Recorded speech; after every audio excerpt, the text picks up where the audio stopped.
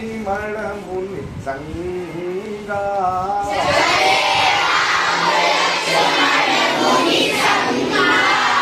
गए जहाँ जग पावन गंगा।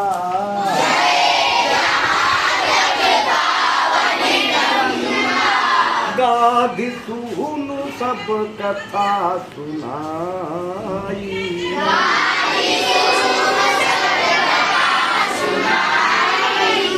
यही प्रकार सुर सरी में आई।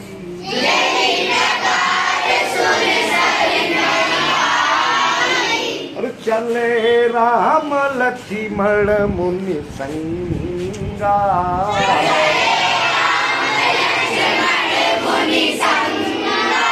गए जहाँ जग पावन गंगा।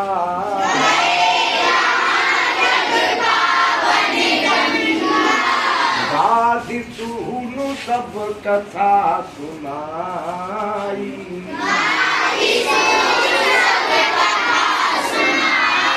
यही प्रकार सुर सरी में आई।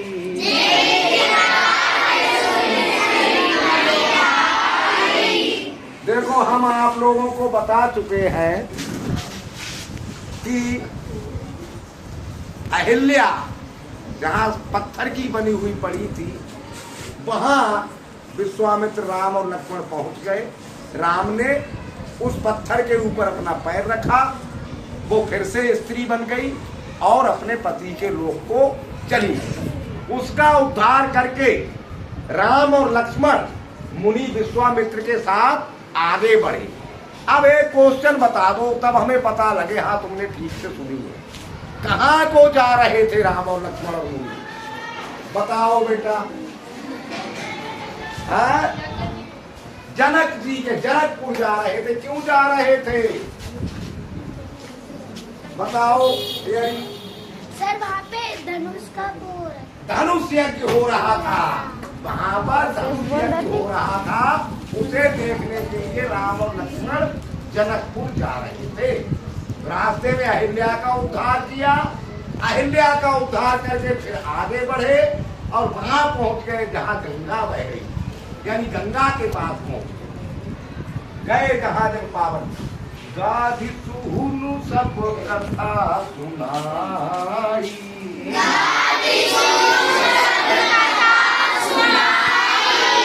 अच्छा एक बात और बता चुके हैं, वो भी फिर से पूछेंगे। बताओ विश्वामित्र मुनि के पिताजी का क्या नाम था? है किसी को याद रह गया? भूल गए? यही तो बात है। और यहाँ लिखा हुआ है, हमने बताया भी है एक बार।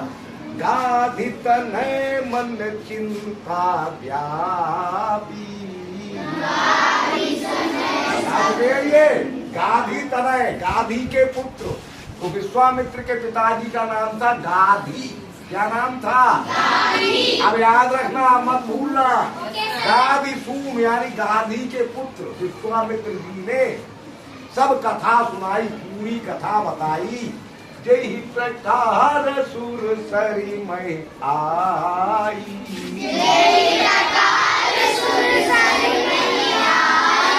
जिस प्रकार गंगा जी पृथ्वी पर आई, वो सारी कथा गाधि के पुत्र विश्वामित्र जी ने राम और लक्ष्मण को सुनाई। अब इतना तो हम आपको बता चुके हैं कि एक बार ब्रह्मा जी ने भगवान विष्णु के चरणों को धोया और जिस जल से चरणों को धोया उस जल को अपने कमंडल में भर के रख लिया और उसी कमंडल में वो जल गंगा बन गया। तो गंगा तो ब्रह्मा जी के कमंडल में थी। अब आजकल आप पृथ्वी पर देखते हो, ये कथा है पृथ्वी पर कैसे आई, बता दे? सुनोगे? शॉर्टकट में बताएंगे क्योंकि कथा तो बहुत लंबी है, इसलिए संक्षेप में बताएंगे 1-2 मिनट में। एक राजा थे सगर नाम था उन राजा, उनके 60,000 पुत्र थे। 60,000 चौंको मत, पहले ऐसे ही हुआ करते थे। अभी धृतराष्ट्र के भी 100 पुत्र थे, है ना।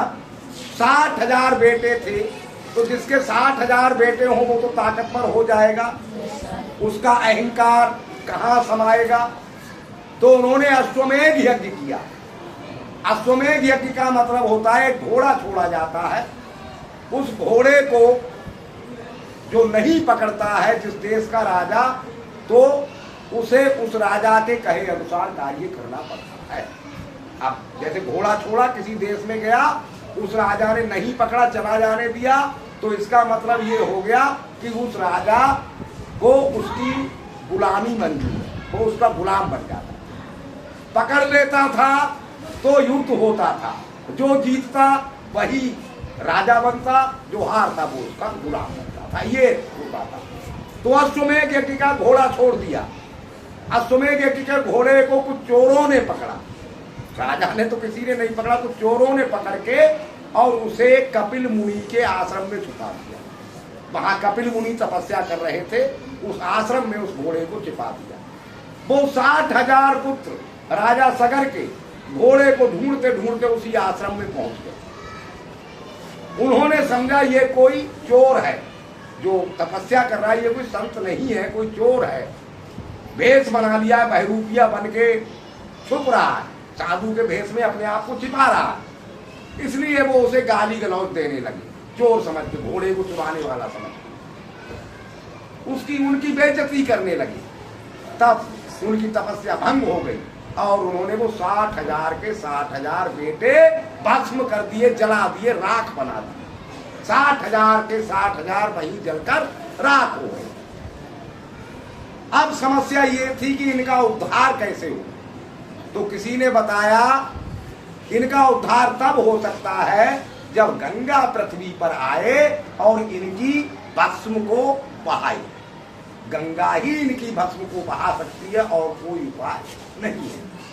तो राजा सगर के और संतानें हुई, उन्होंने कोशिश की पर नहीं ला पाए। कई पीढ़ियां बीत गई लेकिन कोई गंगा को पृथ्वी पर ला नहीं पाया।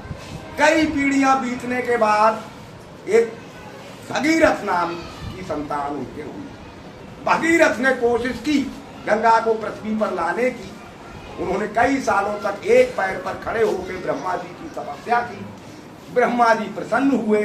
उन्होंने ब्रह्मा जी से कहा गंगा को भेज दो पृथ्वी पर। तो ब्रह्मा जी ने कहा गंगा को तो मैं भेज दूंगा, अपने कमंडल से छोड़ दूंगा, लेकिन जब ये इतने ऊपर से जाएंगी पृथ्वी पर, तो कोई चीज जब ऊपर से नीचे आती है तो उसकी वेलोसिटी बढ़ती हुई चली जाती है। अब साइंस की बात आ गई, कथा में से ही साइंस की बात आ गई। कोई चीज जब ऊपर से नीचे आती है तो वेलोसिटी बढ़ती चली जाती है टाइम के साथ, और नीचे आते आते बहुत ऊपर से जब कोई चीज नीचे आएगी, सुई भी बहुत ऊपर से नीचे आएगी, तो वो भी बहुत ज्यादा फोर्स लगा देगी, या नहीं? तो गंगा तो बहुत बड़ी, अगर ये पृथ्वी पर जाएंगी तो बहुत वेलोसिटी हो जाएगी, और पृथ्वी उस वेलोसिटी से जो फोर्स लगेगा उस फोर्स को पृथ्वी सहन नहीं कर पाएगी, वो सीधे समुद्र में जाके डूब जाएगी उस फोर्स से, क्योंकि फोर्स से मोशन उत्पन्न होता है और बहुत ज्यादा फोर्स लगेगा। जैसे मारीच 100 योजन समुद्र के पार चला गया था, फोर्स से ही तो चला गया, वैसा ही फोर्स लगेगा। तो पृथ्वी पर जब फोर्स लगेगा तो पृथ्वी मोशन में आ जाएगी और सीधे समुद्र में जाके डूब जाएगी। इसका कैसे फिर होगा? तो किसी ने उपाय बताया कि भगवान शंकर जी इस वेग को रोक सकते हैं। हमने बताया सोई चरण शिव शीस धरी, बताया था नहीं? वही गंगा जी शिव जी के सिर पर विराजमान हुई थी। तब उन्होंने शिव जी की प्रार्थना की, शिव जी की तपस्या की, शिव जी प्रसन्न हुए। उन्होंने कहा ऐसे गंगा को पृथ्वी पर लाना है, आप उनकी वेलोसिटी को किसी तरह कम कर दीजिए। भगवान शंकर ने कहा ठीक है, ब्रह्मा जी से कहो गंगा को छोड़े। उन्होंने कहा भाई गंगा को छोड़िए। ब्रह्मा जी ने गंगा कमंडल से निकाल दी। अब वो आके शिव जी के सिर पर गिरी।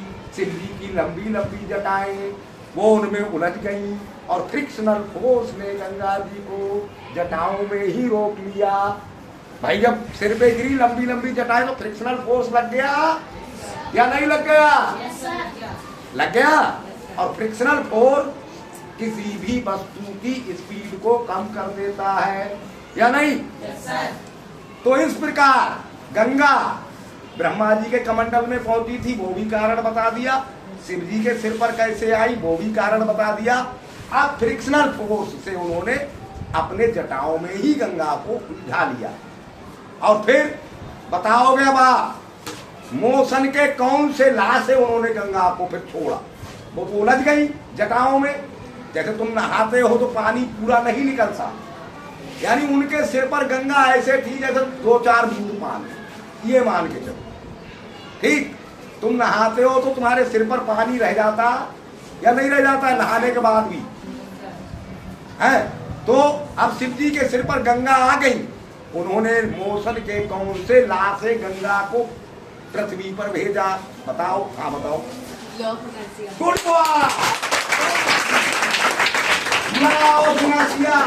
उन्होंने झटका मारा, है ना? तो उनका सिर तो मोशन में आ गया, लेकिन पानी मोशन में नहीं आ पाया और वो छिटक के जटाओं से अलग हो गया और बूंद बूंद करके जमीन पे गिर गया, गंगा बन गई, गंगा बहने लगी। इसीलिए भगवान शिव पर जल चढ़ाया जाता है। कुछ लोग कहते हैं शिव पर जल चढ़ाने से क्या होगा, कहते कि नहीं? शिव के शीश पर हम जल चढ़ाते हैं तो गंगा का प्रवाह बना रहता है, क्योंकि वही जल शिव के शीश से होकर फिर से, नहीं तो गंगा सूख जाएगी या नहीं सूख जाएगी? कहाँ से आएगा, वो तो लगातार बह रही है। इसलिए भोलेनाथ पर जल चढ़ाते हैं, दूध चढ़ाते हैं, ताकि गंगा का जल अमृत बना रहे। भोलेनाथ पर दूध भी चढ़ाते हैं। कहने वाले कहते हैं दूध चढ़ाने से क्या होगा, वेस्ट कर देते हैं। वेस्ट नहीं होता है, वही दूध शिव के सिर से होता हुआ गंगा में चला जाता है, गंगा अमृत हो जाती है, पवित्र हो जाती है। नहीं समझे बात को? समझ गए? सावन में कावड़ लेके लोग जाते हैं। क्यों जाते हैं? वो जल कहाँ चढ़ाते हैं? लाकर शिव जी पर चढ़ाते हैं, ताकि गंगा का जल फिर से वापस गंगा में चलता रहे, बना रहे। समझ गए? साइंस भी समझ गए? तो बताओ शिव जी ने कौन से फोर्स से गंगा के वेलोसिटी को रोका? स्वतंत्र पांडे।